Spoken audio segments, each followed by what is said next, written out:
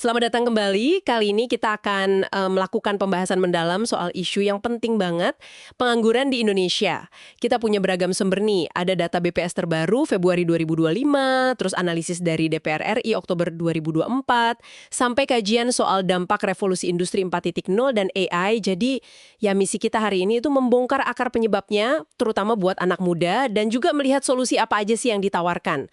Data BPS Februari 2025 nunjukin TPT turun sedikit sih, jadi 4,76%. Tapi data Februari 2024 itu, wah hampir separuh pengangguran terbuka kita itu Gen Z, usia 15-24. Malah sampai ada tagar hashtag desperate di LinkedIn kan, dari mereka yang frustasi cari kerja. Ini serius sih kelihatannya.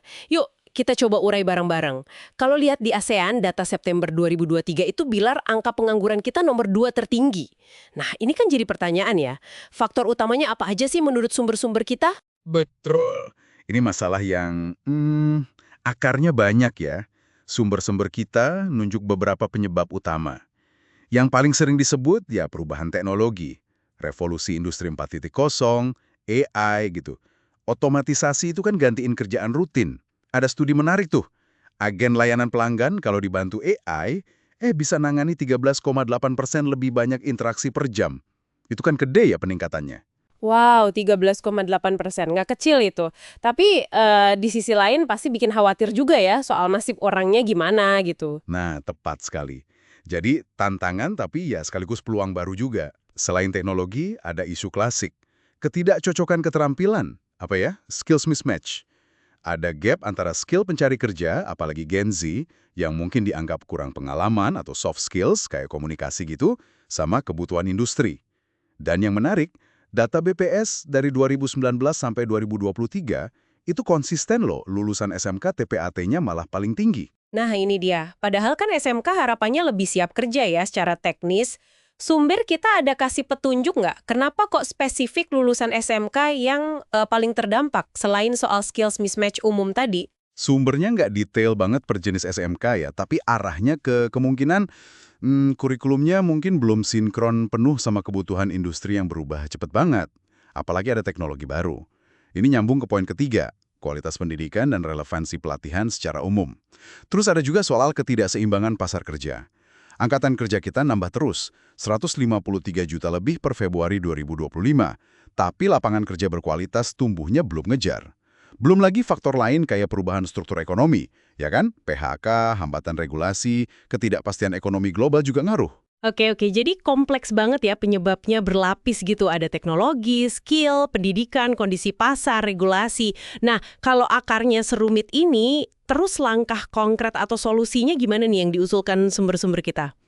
Strateginya cukup beragam, tapi benang merahnya itu adaptasi sama peningkatan kualitas SDM. Fokus utamanya ada di pendidikan dan pelatihan vokasional. Perlu investasi gede di sini buat ngecilin skills gap.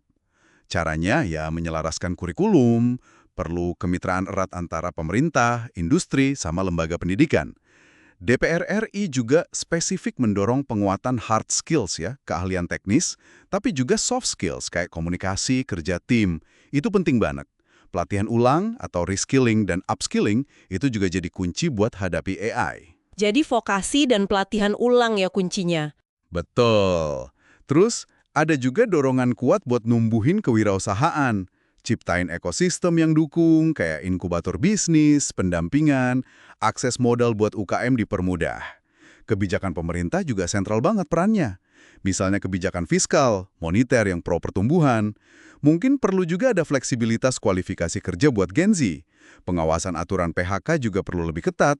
Pembangunan infrastruktur, promosi sektor potensial kayak teknologi, energi baru terbarukan, industri kreatif, pariwisata, agribisnis, itu juga penting. Kalau soal jaring pengaman sosial gimana? Sempet dibahas nggak? Kayak JKP gitu. Oh iya, dibahas juga.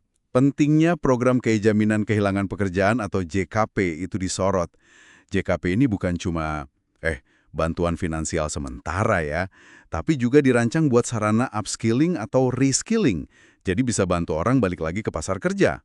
Nah, soal AI tadi, pendekatannya itu bukan ngelawan, tapi adaptasi. Fokusnya ke pengembangan soft skills yang susah ditiru mesin. Mikir kritis, analisis, kreativitas, interaksi sosial. Manusia tetap jadi pusatnya buat ngarahin AI. Terakhir, ya perbaikan sistem info lowongan kerja sama kolaborasi semua pihak. Itu krusial. Jadi kalau ditarik kesimpulan sementara nih, solusinya memang harus keroyokan ya. Dari individunya mau belajar terus, industrinya mau kerjasama, pemerintahnya bikin kebijakan yang adaptif gitu. Ini penting buat Anda cermati ya, entah Anda lagi cari kerja, bangun usaha, atau cuma pengen tahu arah ekonomi kita. Jadi apa makna besarnya nih dari semua ini? Maknanya ya, tantangan pengangguran ini nggak bisa dianggap enteng dan nggak ada solusi tunggal gitu aja. Teknologi kayak AI itu dua sisi mata uang lah. Bisa jadi masalah kalau kita nggak siap, tapi bisa juga jadi alat bantu solusi kalau kita pinter manfaatinnya. Yang paling penting itu pola pikir sih, mau terus belajar, adaptasi, dan kolaborasi. Kualitas SDM, relevansi peluang kerja, sama kelincahan kebijakan, itu jadi kunci utamanya. Nah, ini jadi bawa kita ke satu pertanyaan buat Anda renungkan nih. Di tengah gempuran revolusi industri 4.0 dan AI yang makin pintar, gimana caranya kita bisa mastiin kalau keunikan manusia ya kayak kreativitas, empati, mikir kritis, itu nggak cuma bertahan tapi malah jadi aset paling berharga di dunia kerja nanti. Sesuatu untuk Anda pikirkan. Sampai jumpa di pembahasan berikutnya.